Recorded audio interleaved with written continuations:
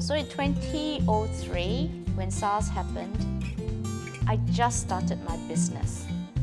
And I was a single mom with 3 young kids.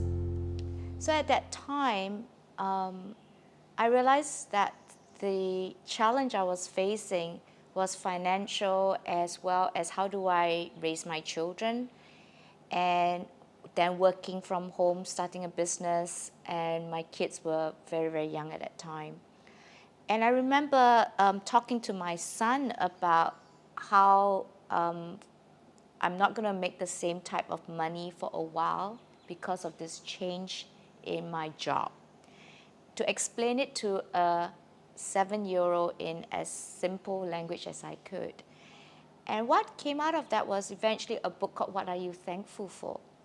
That we can go through very difficult changes and still retain gratitude as a value and a habit. And over the last 17 years, I have been inspiring resilience into individuals, leaders and teams and families, because we never know when a setback is going to happen.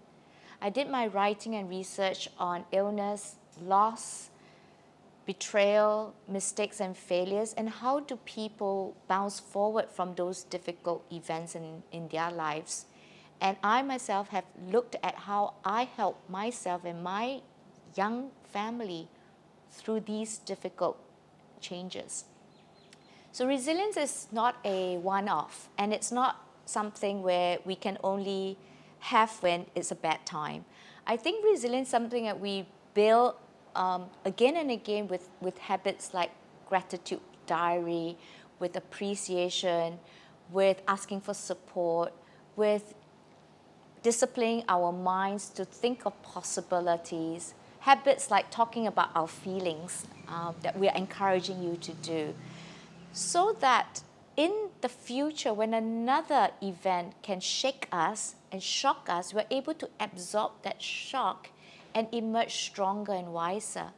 So as families, if this is not the first setback you have gone through, then know that you've gone through others and you've already built the strength and the resilience and the togetherness to go through this one. If this is your first sort of crisis as a family together, then take this chance to get to know yourself, build your resilience as an individual and as a family, to have these habits that your child is going to need in the future. When I started with the Thankful Diary with my sons when I was going through a divorce, that 6 months of everyday writing down what we are thankful for came very, very useful when my son turns 19. And he was in NS.